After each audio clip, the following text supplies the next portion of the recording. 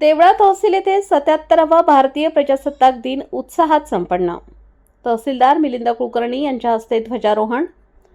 देवळा तालुक्यातील विविध कार्यालये, पोलीस ठाणे, कैलासवासी रामरावजी आहेर महाविद्यालय देवळा, पाचकंदील आदी ठिकाणी तालुक्यातील मान्यवरांच्या हस्ते 77व्या प्रजासत्ताक दिनाच्या निमित्ताने ध्वजारोहण व इतर सांस्कृतिक कार्यक्रम सादर केले गेले। वासगाव रोड येथील तहसील कार्यालयात देवळ्याचे लोकप्रिय तहसीलदार मिलिंद कुलकर्णी यांच्या हस्ते 77वा प्रजासत्ताक दिनाच्या निमित्ताने सकाळी 9 वाजता ध्वजारोहण करण्यात आले। यावेळी तालुक्यातील विविध शेतकरी संघटनेच्या पदाधिकाऱ्यांच्या प्रमुख उपस्थितीत तसेच इतर सर्व प्रशासकीय अधिकाऱ्यांच्या उपस्थितीत संपन्न झाला।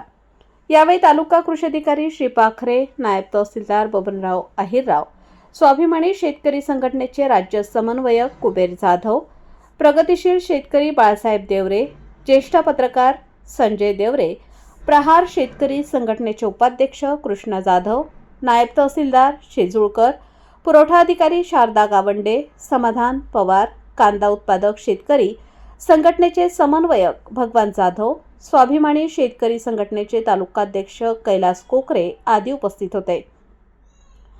देवळा पोलीस ठाण्यात पोलीस निरीक्षक श्री सार्थक नेहते यांच्या हस्ते ध्वजारोहण करण्यात आले।